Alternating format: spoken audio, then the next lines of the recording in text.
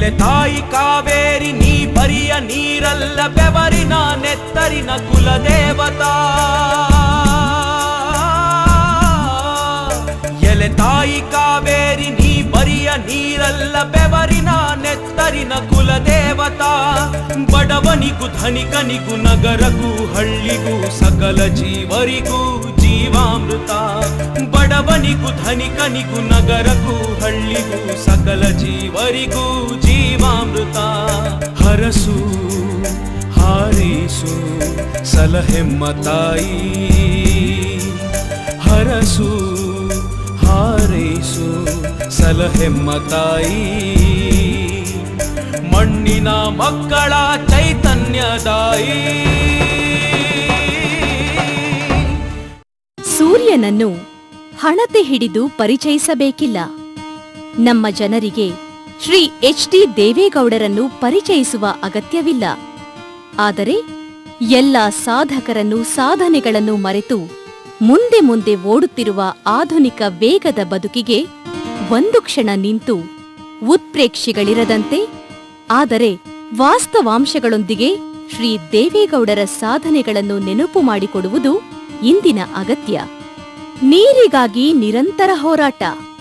ಶ್ರೀ ದೇವೇಗೌಡರ 5 ದಶಕಗಳ ಸಾಹಸಗಾಥೆಯ ಒಂದು ಮುಖವನ್ನು ಹೀಗೆ ಒಂದು ಸಾಲಿನಲ್ಲಿ ವರ್ಣಿಸಬಹುದೇನೋ. ಹರದನಹಳ್ಳಿಯ ಪುಟ್ಟ ಗ್ರಾಮದಿಂದ ದೂರದ ದಿಲ್ಲಿಯ ಪ್ರಧಾನಮಂತ್ರಿ ಗದ್ದುಗೆ ಏರಿದ ಗೌಡರು ರೈತರ ಸರಳತೆ, ಸಹಜತೆ ಮತ್ತು ಛಲಗಾರಿಕೆಯ ಪ್ರತೀಕ. 80ರ ಹರೆಯದಲ್ಲೂ ಅವರ ಹೋರಾಟ ಪ್ರವೃತ್ತಿ ಅನನ್ಯ. ವಿಧಾನಸಭಾ ಸದಸ್ಯರಾಗಿ, ಮಂತ್ರಿಯಾಗಿ, ಮುಖ್ಯಮಂತ್ರಿಯಾಗಿ, ಲೋಕಸಭಾ ಸದಸ್ಯರಾಗಿ ಮತ್ತು ಪ್ರಧಾನಮಂತ್ರಿಯಾಗಿ ಅವರು ನಡೆದ ದಾರಿ ರೋಚಕ. ಅಧಿಕಾರವಿದ್ದಾಗಲೂ ಇಲ್ಲದಿದ್ದಾಗಲೂ ಅವರ ರೈತಪರ ಕಾಳಜಿ ಎಂದೂ ಮುಕ್ಕಾಗಲಿಲ್ಲ. ಕಾವೇರಿಯಿಂದ ಕೃಷ್ಣೆಯವರೆಗೆ, ಹಾರಂಗಿಯಿಂದ ಆಲಮಟ್ಟಿಯವರೆಗೆ, ಕಬಿನಿಯಿಂದ ಕೂಡಲ ಸಂಗಮದವರೆಗೆ ಅವರನ್ನು ಜನ ಕೃತಜ್ಞತೆಯಿಂದ ನೆನೆಯುತ್ತಾರೆ. ಈ ಹಿರಿಯ ಚೇತನ ತಮ್ಮ ನೆನಪಿನ ಬುತ್ತಿಯನ್ನು ಬಿಚ್ಚಿದಾಗ ನಿಜಲಿಂಗಪ್ಪನವರು ಕಾಮರಾಜ್ ನಟರು ಹುಟ್ಟುಹಬ್ಬಕ್ಕೂ ಅಲ್ಲಿ ಏನು ಹೇಳ್ತಾರೆ, ಕಾಮರಾಜಿ I will give you plenty of waters, you give us paddy. ಅದು ಹಿಂದೂ ಪತ್ರಿಕೆಯಲ್ಲಿ ಮುಖಪುಟದಲ್ಲಿ ಬಂತು. ನನಗೆ ಶಾಕ್ ಆಯಿತು. ಕಾವೇರಿ ನದಿಯನ್ನು ಇಷ್ಟು ಸುಲಭ ಬಿಟ್ಟುಕೊಡ್ತಾರ ಭತ್ತಕ್ಕೋಸ್ಕರ? ಒಂದು ಸವಾಲಾಗಿ ಸ್ವೀಕಾರ ಮಾಡಿದೆ. ಆ ಹಿನ್ನೆಲೆಯಲ್ಲಿ ನಾನು ರೆಸಲ್ಯೂಷನ್ ಮೂವ್ ಮಾಡಿ, ಫಸ್ಟ್ ರೆಸಲ್ಯೂಷನ್ 1964. ಅದೇನು ಮಾಡಿದೆ, ಎಲ್ಲರ ಹತ್ರ ರುಜು ಹಾಕಿಸ್ದೆ ನಮ್ಮ ಅಪೋಸಿಷನಿಂದ ಖಾಸಗಿ ನಿರ್ಣಯಕ್ಕೆ ಯಾರ್ದಾರು ಬರಲಿ ಚರ್ಚೆಗೆ ಅಂತ. ನಾನೇ ಹೆಸರೇ ಮೊದಲು ಬಂದುಬಿಡ್ತದೆ. You must know the mover of the resolution is hard 15 minutes. You must complete your speech ಅಂತ. ಗೋಪಾಲ್ ಗೌಡರು ಎದ್ದು, ಪಾಪ ದೊಡ್ಡ ಮನುಷ್ಯ, ದೇವೇಗೌಡರು 1.5 ಗಂಟೆ ಈ ಸಭೆಯನ್ನು ತಗೊಂಡೋಗೋ ಶಕ್ತಿ ಇದೆಯಾ, ಕೊಡಿ ನೋಡೋಣ, all right you start your speech ಅಂತ ಶುರು ಮಾಡಿದೆ. ಗಡವ ಮಾತಾಡಿದೆ. ಪ್ರತಿಯೊಂದು ಲೀಗಲ್ ಆಸ್ಪೆಕ್ಟು, ಟೆಕ್ನಿಕಲ್ ಆಸ್ಪೆಕ್ಟ್ ಎಲ್ಲ ಅದ್ಭುತವಾಗಿ ಮಾತಾಡಿದೆ. ನಾನು ಸರ್ಕಾರ ಕೊಟ್ಟಿರೋ ಆಶ್ವಾಸನೆಯನ್ನು ನಂಬಿ ನನ್ನ ನಿರ್ಣಯನ ವಾಪಸ್ ತಗೋತೀನಿ. ಏನೇನು ಮಾಡಲಿ. ಕಾವೇರಿಯ ಜಲಾನಯನದ ಪಾತ್ರದ ಎಲ್ಲ ನೀರನ್ನು ರಾಜ್ಯ ಸರ್ಕಾರದ ಒಂದು ಸಂಪನ್ಮೂಲದಿಂದಲೇ ಇವುಗಳನ್ನು ಮುಗಿಸಿ ನಮ್ಮ ನೀರನ್ನು ಬಳಕೆ ಮಾಡಬೇಕು. ಅದು ಸಂಬಂಧಿಸಿದ ರೆಸಲ್ಯೂಷನ್ ಹೋರಾಟ ಶುರುವಾಯಿತು. ವೀರೇಂದ್ರ ಪಾಟೀಲ್ ಇದ್ದರು, ನಿಜಲಿಂಗಪ್ಪನವರು ಡೆಲ್ಲಿಲಿದ್ದರು. ಇಲ್ಲ, ಆ ಥರ ಒಪ್ಕೊಳ್ಳೋಕ್ಕಾಗೋದಿಲ್ಲ ಅಂದರು. ನಿಮ್ಮದು ನಾವು ಒಪ್ಪಕ್ಕಾಗೋದಿಲ್ಲ ಅಂದರು. ದೊಡ್ಡ ಇದಾಯಿತು. ನಾವು will not accept, let us debate. ಅದಕ್ಕೆ ನ್ಯಾಷನಲ್ ಪ್ರಾಜೆಕ್ಟ್ ಅಂತ ಹೇಳ್ತೀರಿ, ಇದು 24ರ ಅಗ್ರಿಮೆಂಟು ಅಂತ ಹೇಳ್ತೀರಿ. ಕೇಂದ್ರ ಸರ್ಕಾರ ಒಂದು ಯೋಜನೆ ತೊಗೊಳಕ್ಕೆ ತಯಾರಾಗಿಲ್ಲ. ತಮಿಳುನಾಡಲ್ಲಿ ಇಷ್ಟು ಯೋಜನೆ ತೊಗೊಂಡಿದ್ದಾರೆ, ಅವರಿಗೆ ರಾಜಕೀಯ ಶಕ್ತಿ ಇದೆ, ನಿಮಗೇನಿದೆ? ನಮ್ಮ ಕುತ್ತಿಗೆ ಮೇಲೆ ಸವಾರಿ ಮಾಡಕ್ಕೆ ಬಂದರೆ ಅಲ್ಲಿ SR ಕಂಠಿ ಎದ್ದು ನಿಂತ್ಕೊಂಡು, ಗೌಡ್ರೆ ನಾನು ಕೈ ಮುಗಿದು ಪ್ರಾರ್ಥನೆ ಮಾಡ್ತೇನೆ, ನಾವು ಬಂದದ್ದು ಸವಾರಿ ಮಾಡೋಕ್ಕೆ ಅಂತ ಭಾವಿಸ್ಬೇಡಿ, ಇವತ್ತು ಹೌಸ್ ಅಡ್ಜನ್ ಮಾಡಬೇಡಿ, ನಾವು ಬೆಳಿಗ್ಗೆ ಸ್ಪೀಕರ್ ಮನೆ ಬ್ರೇಕ್ಫಾಸ್ಟಿಗೆ ಕರೀರಿ. ಸ್ಪೀಕರಿಗೆ ಹೇಳಿದರು. ನಾನು ಅಷ್ಟೊತ್ತಿಗೆ ನಿಜಲಿಂಗಪ್ಪನವ್ರಿಗೆ ಡೆಲ್ಲಿಲಿದ್ದಾರೆ, ಮಾತಾಡಿ ಒಪ್ಪಿಸ್ಬಿಡ್ತೀನಿ. ವೀರೇಂದ್ರ ಪಾಟೀಲರು ನೋಡಿ, ನಮ್ಮ ಕಡೆಯಿಂದ ಕಾಂಗ್ರೆಸ್ ಕಡೆಯಿಂದ ಚಾಮರಾಜನಗರದ MC ಬಸಪ್ಪ ಅವ್ರ ಕೆಲವೊಂದು ರೆಸಲ್ಯೂಷನ್ ಮೂವ್ ಮಾಡಿಸಿದ್ರು. ಸ್ಪೀಕರ್ ಹೇಳಿದರು, ಈಗಾಗಲೇ ದೇವೇಗೌಡ ರೆಸಲ್ಯೂಷನ್ನು ಸಭೆ ಮುಂದೆ ಇದೆ, ನೀವು ಇನ್ನೊಂದು ಕೊಟ್ಟರೆ ನಾನು ಅಕ್ಸೆಪ್ಟ್ ಮಾಡಲ್ಲ, ಯಾಕೆಂದರೆ ಕೀರ್ತಿ ನನಗೆ ಹೋಗಬಾರ್ದು ಅಂತ. ಹೇಗಿರುತ್ತೆ ನೋಡಿ ರಾಜಕೀಯ. The house adopted unanimously. ಅನಿವಾರ್ಯವಾಗಿ ನಿಜಲಿಂಗಪ್ಪನವರು ಯಶೋಧರನವರು ಕರ್ಕೊಂಡೋಗಿ ಹೇಮಾವತಿಗೆ, ಹಾರಂಗಿಗೆ ಇದೆಲ್ಲ ಅಡಿಗೆಲ್ಲ ಹಾಕಿ. ಕೃಷ್ಣೆ ಕಾವೇರಿಯರು ನನ್ನ 2 ಕಣ್ಣುಗಳಿದ್ದಂತೆ. ನೀರಾವರಿಗಾಗಿ 300 ಕೋಟಿ ರೂಪಾಯಿ ಮೀಸಲಿಡಿ, ಇಲ್ಲವೇ ನನ್ನ ರಾಜೀನಾಮೆ ಸ್ವೀಕರಿಸಿ. ಹೀಗೆ ಹೆಗಡೆ ಮಂತ್ರಿಮಂಡಲದಲ್ಲಿ ಲೋಕೋಪಯೋಗಿ ಮತ್ತು ನೀರಾವರಿ ಸಚಿವರಾಗಿದ್ದ ಗೌಡರು ಗುಡುಗಿದ್ದರು. ಸರ್ಕಾರದ ರೈತ ವಿರೋಧಿ ನಿಲುವಿಗೆ ಬೇಸತ್ತು ಕೊನೆಗೂ ರಾಜೀನಾಮೆ ಸಲ್ಲಿಸಿದರು. ಗೌಡರು ಮುಖ್ಯಮಂತ್ರಿಗಳಾಗಿದ್ದಾಗ ಸಾಧನೆಗಳು ನೂರಾರು. ಸಂಪನ್ಮೂಲ ಕ್ರೋಢೀಕರಣ, ಕೃಷ್ಣಾ ಮೇಲ್ದಂಡ ಯೋಜನೆಯಲ್ಲಿ ಮುಳುಗಡೆಯಾದ ಹಳ್ಳಿಗಳ ಪುನರ್ವಸತಿ, ಇಂಡಿ ಜೇವರ್ಗಿ ನಾರಾಯಣಪುರ ಬಲದಂಡೆ ಕಾಲುವೆಗಳ ಕಾಮಗಾರಿ, ಬಾಗಲಕೋಟೆ ಪಟ್ಟಣ ಪುನರ್ನಿರ್ಮಾಣ, ಘಟಪ್ರಭಾ ಮೊದಲ ಹಂತದ ಕಾಮಗಾರಿ, ಕೃಷ್ಣೆಯ ನೀರಿನಿಂದ ಬರಪೀಡಿತ ರಾಯಚೂರು ಜಿಲ್ಲೆಯನ್ನು ತಂಪಾಗಿಸಿದ್ದು. ಆದರೇನು, ಅತ್ತ ಆಂಧ್ರಪ್ರದೇಶ, ಇತ್ತ ತಮಿಳುನಾಡು. ಕೃಷ್ಣೆ ಕಾವೇರಿಯರ ನೀರಿಗಾಗಿ ನಿಲ್ಲದ ತಕರಾರು, ವಾದವಿವಾದ.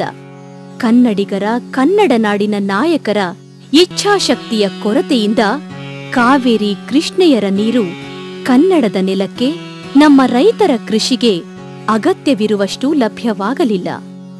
ನಮ್ಮ ಪಾಲಿನ ಜಲಧಾರೆ ಅದೆಲ್ಲಿ ಮಾಯವಾಯಿತು? ಕಂಡವರೆಲ್ಲ ನಿನ್ನ ಕೊಂಡೊಯ್ದರೆ ನೋವ್ವ, ಕಂಡವರೆಲ್ಲ ನಿನ್ನ ಕೊಂಡೊಯ್ದರೆ ನೋವ್ವ.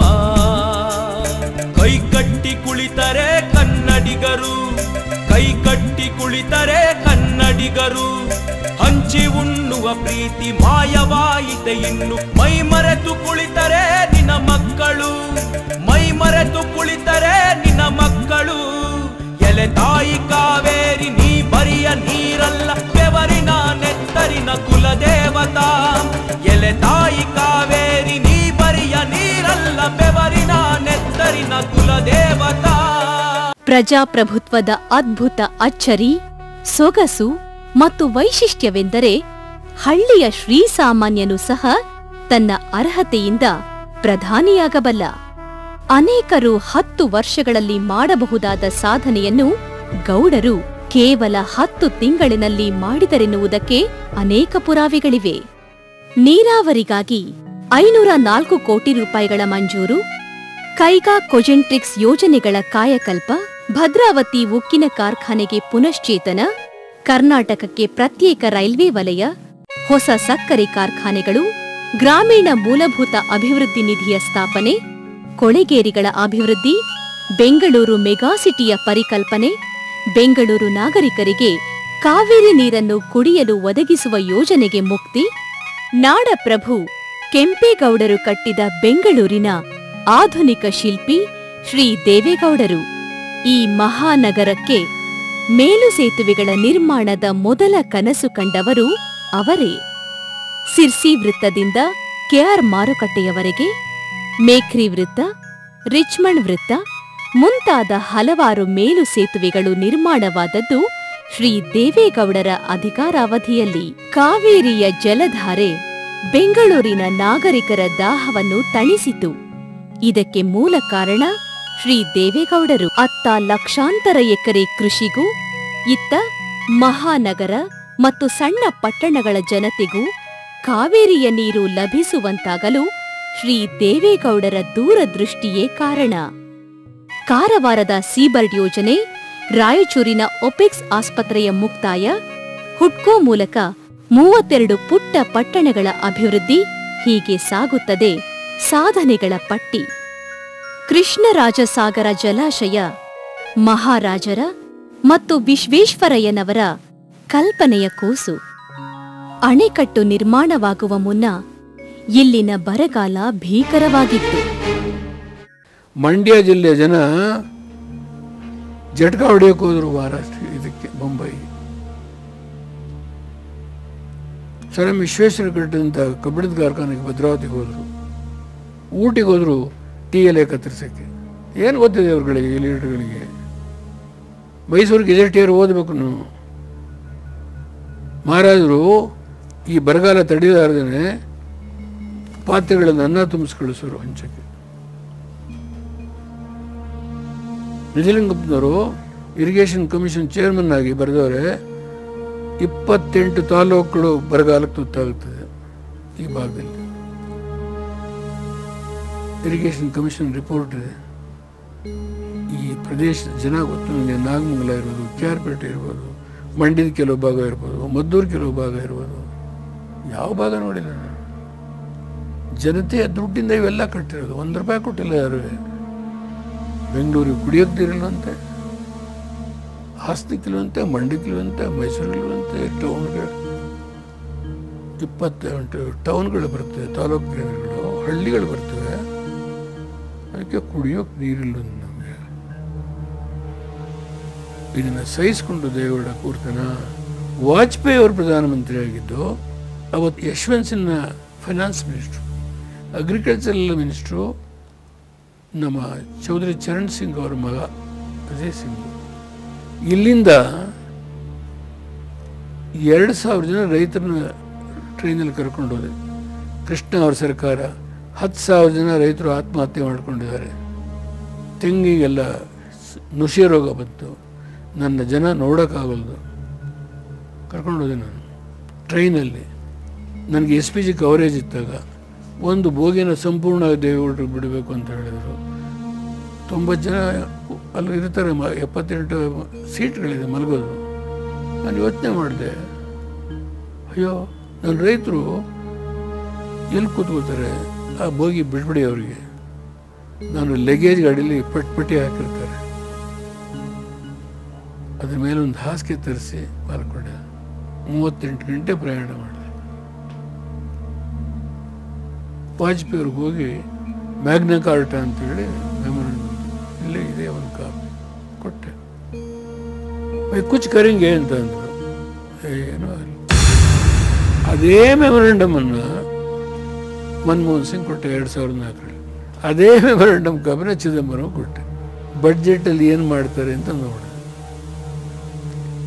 ಏನೋ ಮಾಡಿ ನನ್ನ ನಿರೀಕ್ಷಣೆ ಅವತ್ತು ನಿಷ್ಫಲ ಆಯಿತು. ಒಂದು ಕಣ್ಣಿಗೆ ಬೆಣ್ಣೆ, ಒಂದು ಕಣ್ಣಿಗೆ ಸುಣ್ಣ, ಇತಿಹಾಸದುದ್ದಕ್ಕೂ ಅನ್ಯಾಯವೇ ಅಣ್ಣ. ಒಂದು ಕಣ್ಣಿಗೆ ಬೆಣ್ಣೆ, ಒಂದು ಕಣ್ಣಿಗೆ ಸುಣ್ಣ, ಇತಿಹಾಸದುದ್ದಕ್ಕೂ ಅನ್ಯಾಯವೇ ಅಣ್ಣ. ನನ್ನ ನೆಲ ನನ್ನ ಜಲ ಕೊನೆಯಿರದ ಹೋರಾಟ, ಕೊನೆಗಾಣಲೇಬೇಕು ಈ ದೊಂಬರಾಟ, ಕೊನೆಗಾಣಲೇಬೇಕು ಈ ದೊಂಬರಾಟ.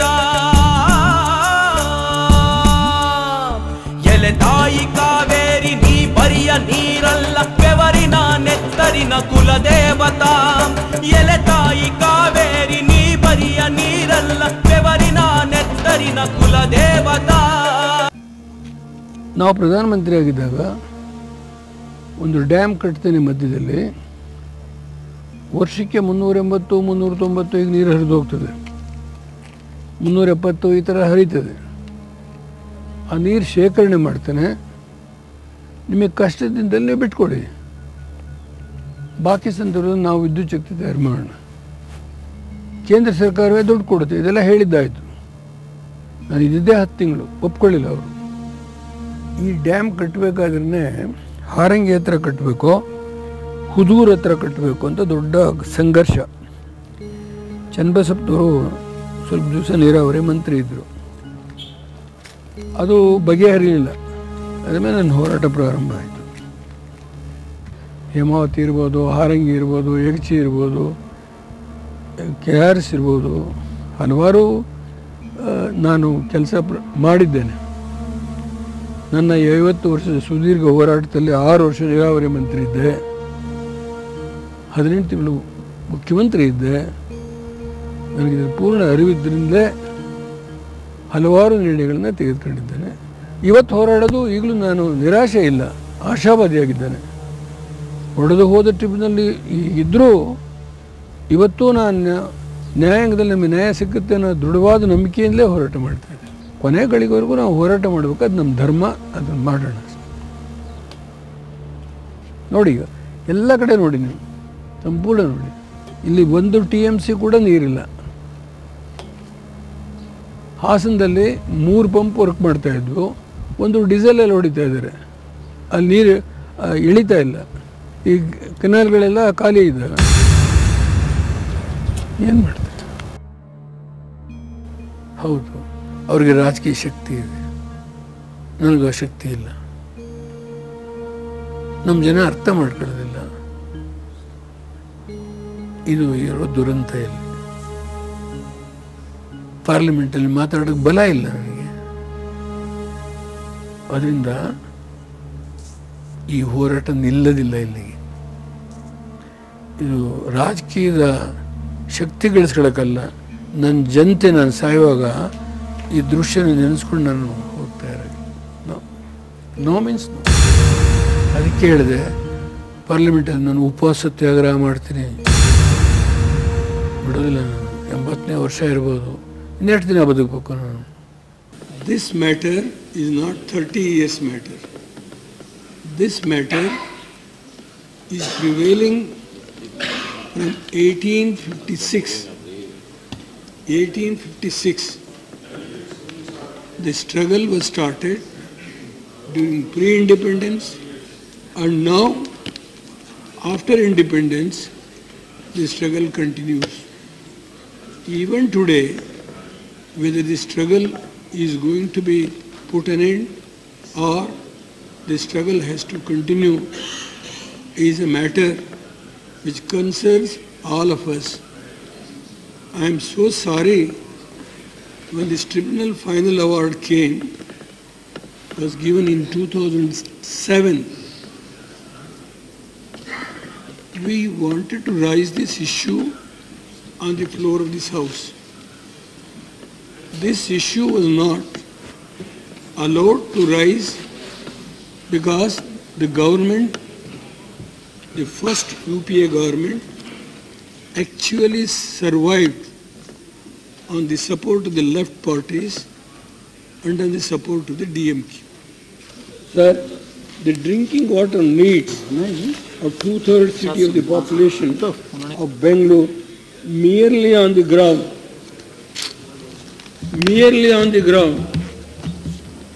the 2/3 of the area of Bangalore metropolitan city did not fall within the Kaveri Basin.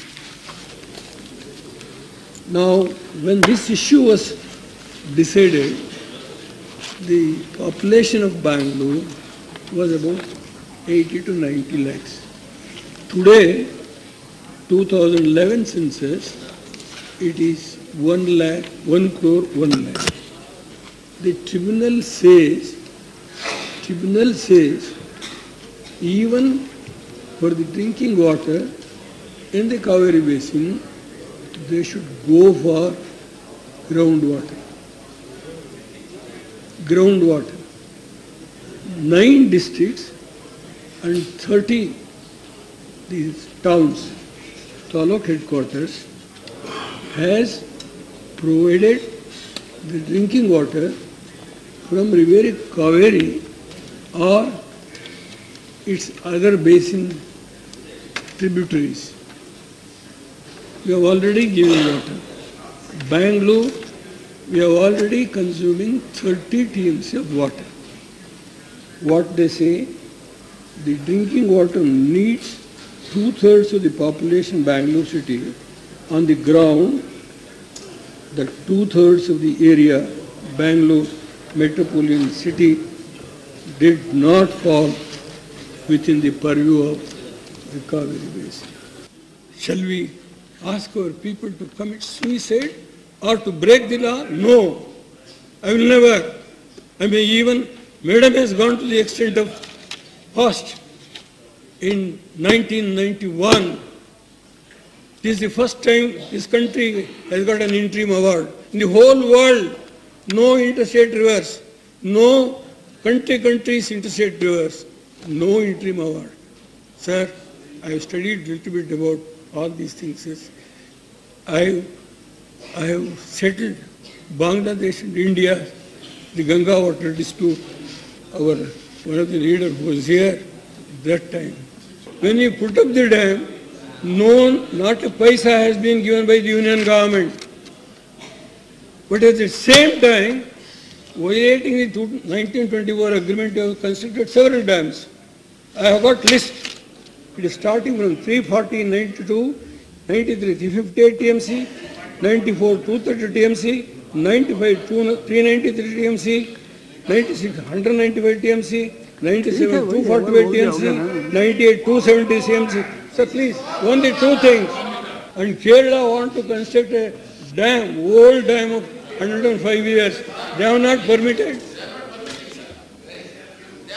We are here because the support of these people you need. How to run a coalition is a difficult problem for the Honorable Prime Minister. I have to come before this House, plead for the drinking water of 2 crores 20 lakhs people who are residing in the Kaveri Basin. We have to depend on the assumption of the tribunal to get groundwater of 8.7 TMC. We need 70 TMC of water. I may calculate anybody on any formula. ದೇವೇಗೌಡನ ಹೋರಾಟ ಏನು ಅನ್ನೋದು ಭಾಳ ದಿನ ಗೊತ್ತಿಲ್ಲ. ದುರಂತ ಏನಂದರೆ, ನಾನು ಯಾವುದೋ ಒಂದು ಸಮುದಾಯಕ್ಕೆ ಸೇರಿದ. ಒಂದು ಸಾರಿ ಭಾಳ ನೋವಿಂದ ಹೇಳಿದ್ದೇನೆ, ಈ ಕರ್ನಾಟಕದಲ್ಲಿ ನಾವು ಹುಟ್ಟಬಾರ್ದಾಗಿತ್ತು ಅಂತ. ಅದ್ರ ಬಗ್ಗೆ ಭಾಳ ಟೀಕೆಗಳು ಮಾಡಿದ್ರು. ಆದರೆ ಯು ಆರ್ ಅನಂತಮೂರ್ತಿ ಅವರೊಂದು ಮಾತು ಹೇಳಿದರು. ಎಸ್, ಆ ಮನುಷ್ಯನ ವೇದನೆ ನನಗೆ ಗೊತ್ತಿದೆ. ಆ ವೇದನೆಯಲ್ಲೇ ಆ ಮಾತನಾಡಿದ್ದಾರೆ. ಪ್ರಧಾನಮಂತ್ರಿ 8ನೇ ತಾರೀಕು 11ನೇ ತಾರೀಕು ಕರೆಸಿದ್ರು. ಹೋಗಿಲ್ಲ, ಹೇಳಿದ್ದೇನೆ, ನೋಡೋಣ ಏನಾಗುತ್ತೆ. ಈ ಹೋರಾಟ ನಿಲ್ಲದಿಲ್ಲ. ಇದು ಅವರಿಗಾಗಲೇ ಸುಪ್ರೀಂ ಕೋರ್ಟ್ ಅರ್ಜಿ ಹಾಕಿದ್ದಾರೆ. ಬೋರ್ಡ್ ಕಾವೇರಿ ಮ್ಯಾನೇಜ್ಮೆಂಟ್ ಬೋರ್ಡ್ ಮಾಡಿ. ಆ ಬೋರ್ಡ್ ಮಾಡಿದ್ರೆ ಎಲ್ಲ ವಹಿಸ್ಕೋತಾರೆ. ಏನು ಮಾಡು, ಅಳತೆ ಮೇಲೆ ನೀರು ಬಿಡ್ತಾರೆ. ಅಷ್ಟು ಸುಲಭವಾಗಿ ನನ್ನನ್ನು ಜೀರ್ಣ ಮಾಡ್ಕೊಳ್ಳೋಕೆ ಆಗಲ್ಲ. ಹೋರಾಟ ಮಾಡಿ. ಅದಕ್ಕೆ ಕಾರಣ ಏನಂದರೆ, ನನ್ನ ಜನತೆಯಲ್ಲಿ ನಂಬಿಕೆ ಇದೆ. ನನಗೆ 2,20,00,000 ಜನ ಈ ಭಾಗದಲ್ಲಿ ಬರೋದು ನಂಬಿಕೆ ಇದೆ, ನನಗೆ ವಿಶ್ವಾಸ ಇದೆ. ಕಬಿನಿ ಕಾವೇರಿಯಗಚಿ ಬಸಿದುಕೊಂಡರೋ ಬಾಚಿ, ನಿಲ್ಲಬೇಕೇ ನಾವು ಭಿಕ್ಷೆಗೆ ಕೈ ಚಾಚಿ. ಎದ್ದು ಬಾರೋ ಗೆಳೆಯ, ಯುದ್ಧ ಮಾಡುವ ಸಮಯ. ನಾವು ಗೆಲ್ಲಲೇಬೇಕು, ಗುರಿಯ ಮುಟ್ಟಲೇಬೇಕು. ನಾವು ಗೆಲ್ಲಲೇಬೇಕು, ಗುರಿಯ ಮುಟ್ಟಲೇಬೇಕು. ಫಸ್ಟ್ ಟೈಮ್ ಈ ರೀತಿ ಆಗಿರೋದು. ಇದು ಕಾರಣ ಏನಂದರೆ, ನಾವು ಸುಪ್ರೀಂ ಕೋರ್ಟು ಕೊಟ್ಟಂಥ ಎಲ್ಲ ನಿರ್ಣಯಗಳಿದೆಯಲ್ಲ, ಈ ವರ್ಷ ಕಾವೇರಿ ಮ್ಯಾನೇಜಿಂಗ್ ಕಮಿಟಿ ಇದೆಯಲ್ಲ, headed by the secretary irrigation department, ಅವ್ರು ಕೊಟ್ಟಿದ್ದು ನಾವು ಒಪ್ಕೊಂಡಿದ್ದೀವಿ. ನಾನೇ ಬಿಡಿ ಅಂತ ಹೇಳಿದೆ. ಏಕೆಂದರೆ ನ್ಯಾಯಾಲಯದ ತೀರ್ಪಿಗೆ ನಾವು ಮನಸ್ಸೋಲಬೇಕು ಅಂತ ಒಂದು ಮನವಿ ಪತ್ರ ಸಲ್ಲಿಸಿದ್ದಾರೆ. ನೋಟಿಫಿಕೇಷನ್ ಆದಮೇಲೆ ನೋಟಿಫಿಕೇಷನ್ ಆದಾಗ ಡಾಕ್ಟರ್ ಜಯಲಲಿತಾ ಅವರು ನನಗೆ ಹುಟ್ಟು ಹಬ್ಬದ ಉಡುಗೊರೆ ಅಂತ ಹೇಳಿದರು.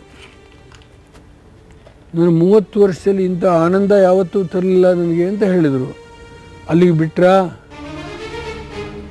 ಅಲ್ಲಿ ಬಿಡಲಿಲ್ಲ. ಅವರು ಅರ್ಜಿ ಬರೀತಾರೆ ಮತ್ತೆ ಪ್ರೈಮ್ ಮಿನಿಸ್ಟ್ರಿಗೆ, ಇವರೆಲ್ಲ ನೀರು ಹಿಡಿದಿಟ್ಕೊಂಡಿದ್ದಾರೆ, ನೀವು ಮೋಸ ಮಾಡ್ತಾ ಇದ್ದಾರೆ, ಕಾವೇರಿ ಮ್ಯಾನೇಜಿಂಗ್ ಬೋರ್ಡ್ ಮಾಡಿ ಅಂತ ಹೇಳ್ತಾರೆ. ಏನು ಮಾಡೋದು, ಎಲ್ಲಿ ಬಿಡಬೇಕು, ಯಾವ ನೀರು ಬಿಡಬೇಕು, ಬೋರ್ಡ್ ಮಾಡಲಿ, ನಾಳೆ ಬೆಳಿಗ್ಗೆ ಯಾರು ಬಿಡ್ತಾರೆ? ಆದರೆ ಈ ಒಡೆದು ಹೋದಂಥ ನ್ಯಾಯಾಧಿಕರಣದಿಂದ ನಮಗೆ ನ್ಯಾಯ ಸಿಕ್ಕತ್ತಾ? ಇದನ್ನು ಕೇಂದ್ರ ಸರ್ಕಾರವೂ ಯೋಚನೆ ಮಾಡೋದು. ಈ ರಾಜ್ಯ ಸರ್ಕಾರ ಅಂತೂ ನಮಗೆ ಮೋಸ ಮಾಡಿದರು. 5 ಸುತ್ತಿನ ಮಾತುಕತೆ ನಡೆಸಿದೆ ನಾನು. ಏನು ಜಗದೀಶ್ ಶೆಟ್ಟರ್ ನಾವು ಏನಾದ್ರು ಪಾಲಿಂಚಿಕೊಳ್ತೀವ? ನನ್ನ ಜನಕ್ಕೆ ನೀರು ಉಳಿಸ್ಬೇಕು ಅನ್ನೋದಕ್ಕೆ ನಾವು ಹೋರಾಟ ಮಾಡಿದೆ. ಇಲ್ಲಿ ಈಗ ದೇವೇಗೌಡ ಯಾರು? ನಾನು ಒಬ್ಬ ರೈತ ಪ್ರತಿನಿಧಿ, ನಾನೊಬ್ಬ ಜನತಾ ಪ್ರತಿನಿಧಿ. ಇವತ್ತು ಆರ್ಡಿದರೆ MP. ರಾಜ್ಯ ಸರ್ಕಾರ ಒಪ್ಕೊಂಡಿಲ್ಲ. ಕೇಂದ್ರ ಸರ್ಕಾರದಲ್ಲಿ ಕೊನೆಯ ಹಂತಲ್ಲಿ ನಾನು ಹೋರಾಟ ಮಾಡಿದರೆ ಅಂತ ಯಾರು ತಿಳ್ಕೋಬೇಕಾದ್ದಿಲ್ಲ. ಪ್ರಧಾನಮಂತ್ರಿ ಆಗಿದ್ದಾಗ ಕರುಣಾನಿಧಿಯವ್ರನ್ನ ಕೂರಿಸ್ಕೊಂಡು ದಯಮಾಡಿ ಒಪ್ಕೊಳ್ಳಿ, ಅಲ್ಲೊಂದು ಡ್ಯಾಮ್ ಕಟ್ತೀನಿ, ನಮ್ಮ ಏನು ಗಗನಚುಕ್ಕಿ ಬರಚುಕ್ಕಿ ಅಂತ ಹೇಳ್ತೀವಲ್ಲಲ್ಲಿ ಅದ್ರ ಮೇಲ್ಭಾಗದಲ್ಲಿ ಒಂದು ಡ್ಯಾಮ್ ಕಟ್ತೀನಿ, ಕೇಂದ್ರ ಸರ್ಕಾರ ಹಣ ಕೊಡ್ತೀನಿ, ಇಲ್ಲಿ ಹರಿದೋಗೋ ನೀರು ಉಳಿಸೋಣ, ನೀವು ಒಪ್ಕೊಳ್ಳಿ, ನಿಮಗೆ ಯಾವಾಗ ತೊಂದರೆ ಆಗುತ್ತೋ ಅದನ್ನು ಬಳಸ್ಕೊಳ್ಳಿ, ಬಾಕಿ ಟೈಮು ವಿದ್ಯುತ್ ಶಕ್ತಿ ಮಾಡೋಣ. ಅವ್ರು ಒಪ್ಕೊಳ್ಳೋದು ಅಂತ ಹೇಳಿದ್ರು. ಯಾಕೆ? 419 TMC ಏನು ಕೊಟ್ಟಿದ್ದಾರೋ ಅದಲ್ಲದೆ 54 ಎಕ್ಸ್ಟ್ರಾ TMC ನೀರು ಹೋಗುತ್ತೆ. ಅದರಿಂದ ಇಂಥ ದಿನ ಯಾವತ್ತು ಬಂದಿದೆ, ಈ ಜೊತೆಗೆ ಮಳೆಗಾಲ ಸರಿಯಾಗಿಲ್ಲ, ಈ ಋತುಮಾನ ಸ್ಥಿತಿ ಕಾಲಕ್ಕೆ ಬರಲ್ಲ.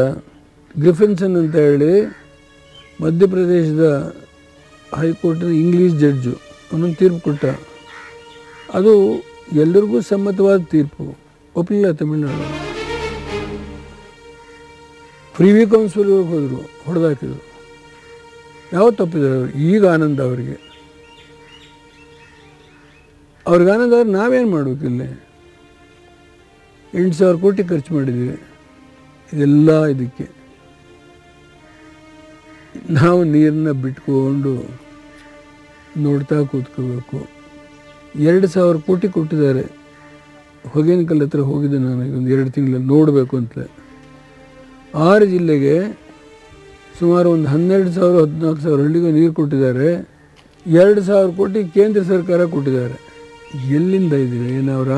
ರಾಜಕಾರಣಿಗಳ ಕರ್ನಾಟಕದವರು ಜನಕ್ಕೇನಾದರೂ ತಿಳುವಳಿಕೆ ಇದೆಯಾ? ನೋಡೋಕೆ ತಯಾರಾಗಿದ್ದಾರ? ಬಾಯಿಗೆ ಬಂದಾಗ ಮಾತಾಡೋದನ್ನು ಕಲ್ತಿದ್ದೀವಿ. ನಾನು ಈ ಪಕ್ಷ ಆ ಪಕ್ಷ ಅಂತ ಎಲ್ಲರ ಹಣೆ ಬರೋ ಇಷ್ಟೇ. ನಮಗೆ ಕುಡಿಯೋದಕ್ಕೆ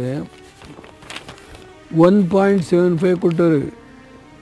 ಕೈಗಾರಿಕೆಗೆ ಕುಡಿಯೋಕ್ಕೆ 1.75 ಅಂದರೆ 1.75 1.25 TMC. ಈ ಬೆಂಗಳೂರು ಒಂದಕ್ಕೆ ನಾವು 30 ಖಾಲಿ ಕೊಡ್ತಾಯಿದ್ದೀವಿ.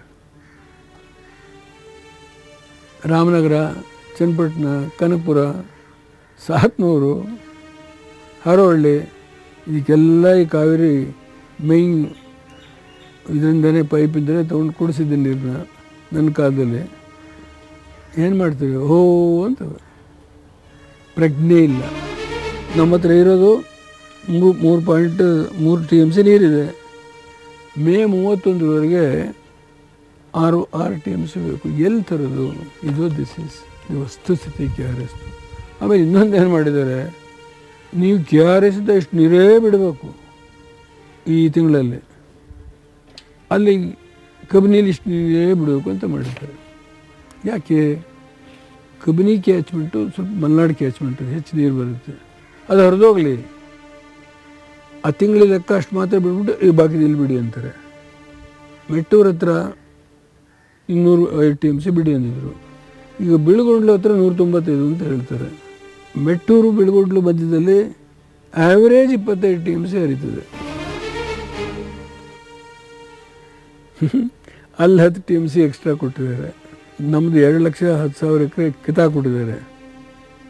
ಅದರ ಉಳಿಯೋ ನೀರನ್ನು 24.5 TMCನ ಅನ್ನೋನ್ ಪ್ರಾಜೆಕ್ಟ್ ಅಂತೆ, ಅವ್ರಿಗೆ ಹೆಸರಿಲ್ವಂತೆ. ಆ ಪ್ರಾಜೆಕ್ಟ್ಗಳು ಯಾವ ಅಂತವ? ಅನ್ನೋನ್ ಪ್ರಾಜೆಕ್ಟ್ಗೆ 24 TMC ಕೊಡ್ತೀವಿ ಅಂತ ಹೇಳ್ತಾರೆ. ಕರ್ಮಪ್ಪ.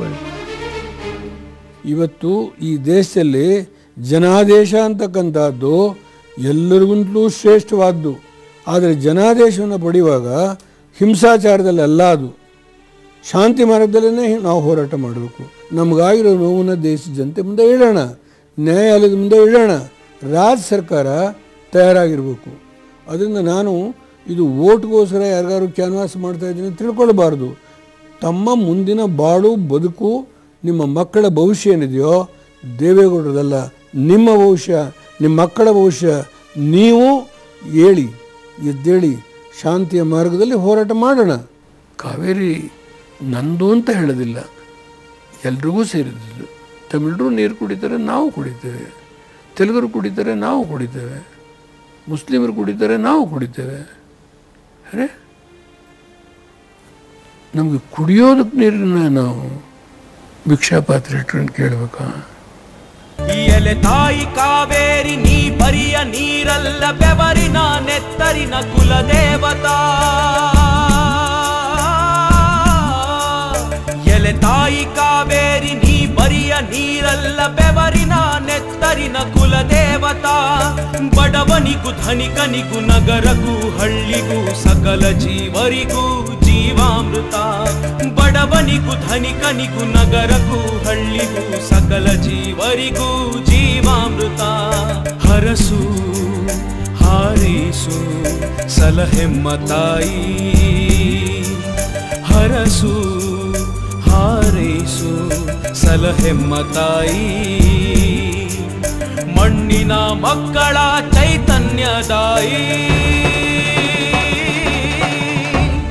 ಎಲೆ ತಾಯಿ ಕಾವೇರಿ ನೀ ಬರಿಯ ನೀರಲ್ಲ, ಬೆವರಿನ ನೆತ್ತರಿನ ಕುಲದೇವತಾ. ಎಲೆ ತಾಯಿ ಕಾವೇರಿ ನೀ ಬರಿಯ ನೀರಲ್ಲ, ಬೆವರಿನ ನೆತ್ತರಿನ ಕುಲದೇವತಾ.